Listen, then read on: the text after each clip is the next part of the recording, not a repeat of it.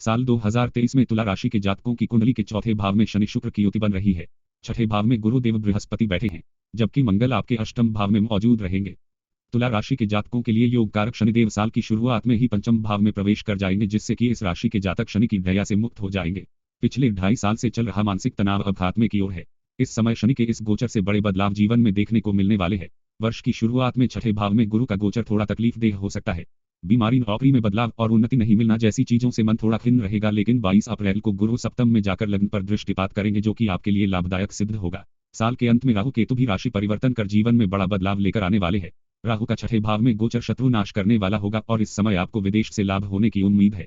यह समय राजनीति से जुड़े जातकों के लिए भी अच्छे और अनुकूल परिणाम देने वाला होगा। जनवरी माह में केंद्र में सूर्य शुक्र का गोचर आपको परिवार से सहयोग दिलाने वाला होगा। यह समय अपने जीवन साथी के माध्यम से धन प्राप्त करवाने वाला हो सकता है। पराक्रम भाव के बुध से मीडिया और लेखन से जुड़े जातक प्रसिद्धि प्राप्त करेंगे। गुरु के सहयोग से इस समय नौकरी बदलने की इच्छा पूरी हो सकती है। शनिदेव 17 जनवरी को आपको ढैया से मुक्त करके पंचम में गोचर करेंगे। इस समय अपने पूरी निष्ठा से आपको अपने प्रेमी का साथ निभाना होगा। आय के द्वार अब शनि की कृपा से खुलने लगेंगे। विज्ञान से जुड़े जातक नए आविष्कार की ओर अग्रसर होंगे। फरवरी माह में पंचम भाव में ही सूर्य शनि की युति होगी। इस समय संतान पक्ष से कोई विवाद हो सकता है। आपको इस समय अपने प्रेमी की भावनाओं का भी सम्मान करना होगा। उच्च का शुक्र मध्य में गुरु से युति कर विपरीत राजयोग को जन्म देगा, जिससे विदेशी भूमि से आपको लाभ होने की पूरी संभावना है। इस समय स्त्री जातकों को कारोबार के सिलसिले में विदेश यात्रा करनी पड़ सकती है। अष्टम मंगल पर केतु की दृष्टि अचानक से चोट लगने की संभावना व्यक्त कर रही है, इसलिए वाहन बेहद सावधानी से चलाइए। रक्त विकार से जुड़ी कोई भी बीमारी होने पर तुरंत डॉक्टर को दिखाइए। मार्च के माह में धन स्थान के स्वामी मंगल का गोचर अब भाग्य स्थान में होने से आपको धन संचय में मदद होगी। इस समय रेस्टोरेंट, रियल एस्टेट और इंजीनियरिंग से जुड़े जातकों को न सिर्फ लाभ होगा, बल्कि यात्राओं के माध्यम से उच्च पद पर आसीन लोगों से मुलाकात भी होगी। इस माह शुक्र का सप्तम में गोचर दाम्पत्य जीवन में नई उमंग भरने वाला होगा। इस समय आपका प्रेम विवाह में तब्दील हो सकता है। हालांकि सप्तम में विराजमान राहु पर शनि की दृष्टि के कारण आपको सेहत का ध्यान रखना होगा। छठे भाव में सूर्य गुरु की युति आपको सरकारी नौकरी में सफलता देने वाली हो सकती है। इस समय कार्यस्थल पर उच्च अधिकारियों का सहयोग प्राप्त होगा। अप्रैल माह में ग्रहों का योग जीवन में बड़ा बदलाव लेकर के आने वाला है।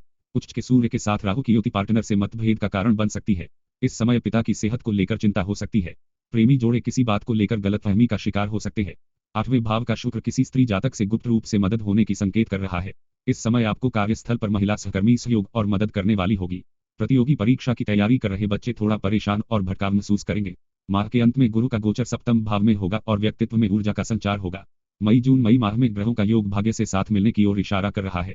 भाग्य में विराजमान शुक्र के कारण आपकी किसी सीनियर महिला जातक के सहयोग से अटके हुए काम पूरे होने के संकेत प्राप्त हो रहे हैं। इस समय शनि शुक्र की कृपा से यात्राओं से लाभ होने की उम्मीद है।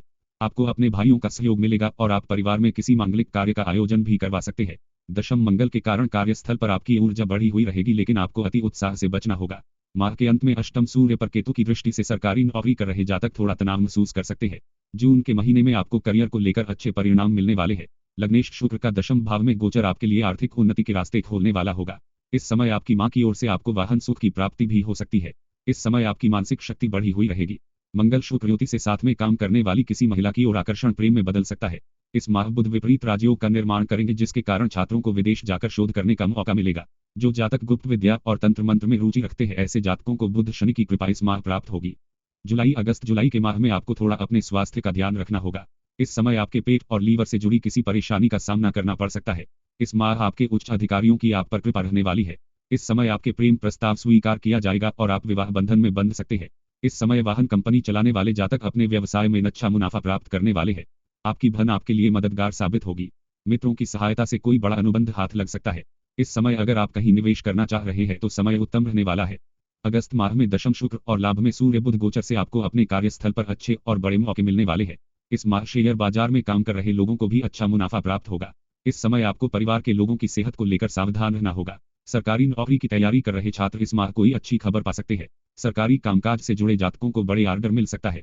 इस समय अगर आप खुद का रेस्टोरेंट खोलना चाह रहे हैं तो आपके परिवार और भाइयों से आपको मदद मिल सकती है। इस समय अपने बच्चों के साथ बाहर घूमने जा सकते हैं।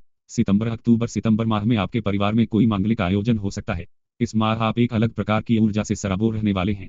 इस माह किसी धार्मिक यात्रा का मौका आपको मिल सकता है। इस समय आप अपनी वाणी के प्रभाव से कारोबार में उन्नति करने वाले हैं। कार्यस्थल पर अधिकारी आपका सहयोग करेंगे। इस समय अपने पिता के साथ किसी यात्रा पर जा सकते हैं जो सुखदायी होगी।